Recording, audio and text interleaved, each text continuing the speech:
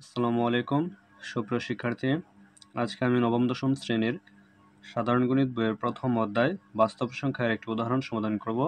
উদাহরণ 5 বলা আছে 5.2345 যেখানে 457 এই তিনটি অঙ্কের উপরে আবৃত আছে একে সাধারণ ভগ্নাংশে প্রকাশ করো। তো প্রথমে আমরা আবৃত দশমিক ভগ্নাংশটিকে অসীম দশমিক ভগ্নাংশে রূপান্তর করব। তো এই ক্ষেত্রে 5.2345 এই তিনটি অঙ্কের উপর আবৃত, ইহাকে আমরা অসীম দশমিক ভগ্নাংশে রূপান্তর করি। তাহলে 5.2345 যেহেতু 457 এই তিনটি অঙ্কের উপর আবৃত আছে, এই কারণে 457 আমরা বারবার নিয়ে আসতে পারবো। তাহলে 457 ডট অসীম সংখ্যক। এখন আমাদের প্রথম কাজ হচ্ছে এই আবৃত দশমিক ভগ্নাংশটি লিখব 2 3 4 5 7, এখানে তিনটি সংখ্যার উপর আবৃত, গুণ। এখন আমাদের গুণ দিতে হবে 1 এর ডান পাশে। এখানে আবৃত দশমিক ভগ্নাংশের মধ্যে দশমিক বিন্দুর ডান পাশে ঠিক কতটা অঙ্ক আছে? 1 2 3 4 5। তাহলে আমরা এই আবৃত দশমিক ভগ্নাংশের সাথে 1 এর ডান পাশে ঠিক 5টা শূন্য বসিয়ে গুণ করব।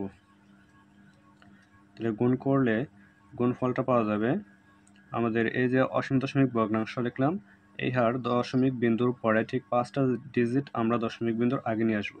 তাহলে 5 2 3 4 5 7.457457 ডট। এখন আবার আমরা আবৃত দশমিক ভগ্নাংশটি লিখব 2 3 4 5 7, যেখানে 4 হতে 7 পর্যন্ত তিনটি অঙ্কের মধ্যে আবৃত, গুণ। এখন আমরা 1 এর ডান পাশে ঠিক আবৃত দশমিক ভগ্নাংশের দশমিক বিন্দুর পরে যতটা অনাবৃত অঙ্ক আছে, অনাবৃত অঙ্ক কয়টা আছে? 2টা।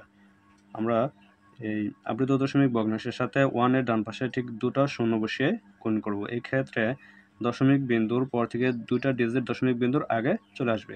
তাহলে এখানে আমরা লিখতে পারি 523.457 ডট অসীম সংখ্যক। এখন আমরা বিয়োগ করব।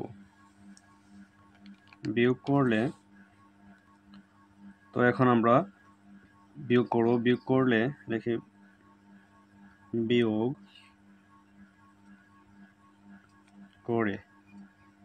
করার সিস্টেম হচ্ছে এরকম, যেহেতু আবৃত দশমিক ভগ্নাংশ উপরেরটা এবং নিচেরটা একই এবং আমরা এই আবৃত দশমিক ভগ্নাংশেরই সাধারণ ভগ্নাংশ রূপান্তর করব, তাহলে এক্ষেত্রে আমরা লিখতে পারি 5.2345 আমরা আবৃত দশমিক ভগ্নাংশটা ঠিক রাখবো, গুণ।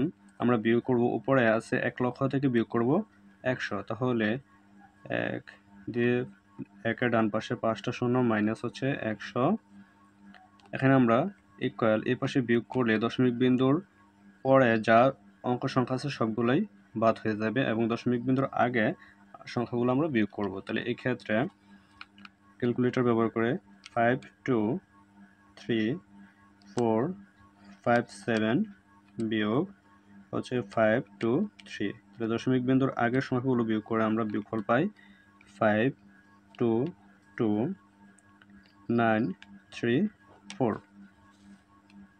এখন তাহলে আবৃত দশমিক ভগ্নাংশটা আমরা ঠিক রাখি 2 3 4 5 7 তিনটি অঙ্কের উপর আবৃত, গুণ 1 লক্ষ থেকে যদি আমরা 100 বিয়োগ দেই তাহলে থাকবে হচ্ছে 99900, অর্থাৎ বিয়োগটা আমরা একটু দেখে নিই। 1 দিয়ে 5টা শূন্য মাইনাস 100 বিয়োগ করলে পাওয়া যায় 99900 সমান 522.934। এখন যেহেতু এই আবৃত দশমিক ভগ্নাংশের সহিত এতটুকু অংশ গুণাকার আছে, তাহলে এটা চলে যাবে ইকুয়ালের এই পাশে বিভাগ আকারে। তাহলে আমরা লিখতে পারি যে 5.2345 এই তিনটি সংখ্যার অঙ্কের উপর আবৃত সমান 522.934 বাই হচ্ছে 99900। ঠিক আছে, তাহলে এটা হচ্ছে এই আবৃত দশমিক ভগ্নাংশকে সাধারণ ভগ্নাংশে রূপান্তর। ঠিক আছে, এখন আমরা এটাকে একটু ভাঙতে পারি, যেহেতু উভয়টাই কি জোড় সংখ্যা, তাহলে উভয়টাই কি 2 দ্বারা ভাগ করা সম্ভব।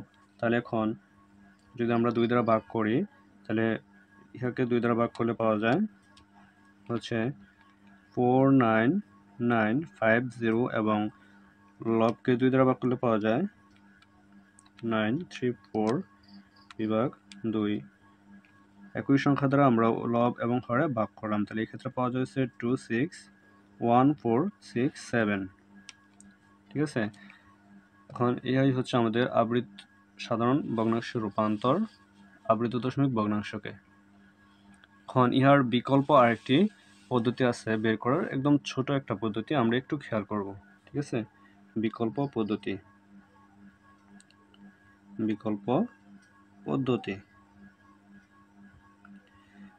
পদ্ধতি হচ্ছে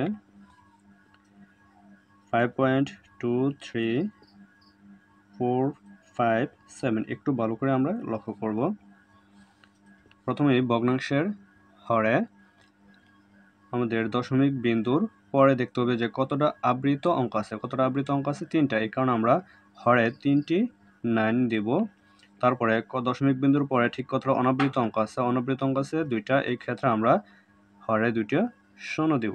ঠিক আছে, তারপরে আমরা লবে কাজ করব। লবে এই সম্পূর্ণ দশমিক বিন্দু বিবেচনা না করে, আবৃত অঙ্ক বিবেচনা না করে আমরা সম্পূর্ণ একটা সংখ্যা হিসেবে বিবেচনা করে নিই। তাহলে 52345 এখন আমরা দেখব যে দশমিক আবৃত অঙ্ক বাদে ঠিক কতটা অনাবৃত অঙ্ক আছে। অনাবৃত অঙ্ক সংখ্যা আমরা এখান থেকে বিয়োগ করে দিব। বিয়োগ করে দিলে আমরা পাই হচ্ছে 523। ঠিক আছে, এখন আমরা লিখতে পারি 99900। তারপর এখানে এতটুকু বিয়োগ করলে বিয়োগফল পাওয়া যায় হচ্ছে 522934। এখন ইহাকে যদি আমরা 2 দ্বারা উভয় পক্ষে ভাগ করে দেই, তাহলে পাই 49950 হয়েছে 2614667। ঠিক আছে, এটা হচ্ছে বিকল্প পদ্ধতিতে সাধারণ ভগ্নাংশের রূপান্তর। আশা করি ক্লাসটি আপনাদের ভালো লেগেছে। যদি ভালো লেগে থাকে তাহলে অবশ্যই কমেন্টে জানিয়ে দিবেন।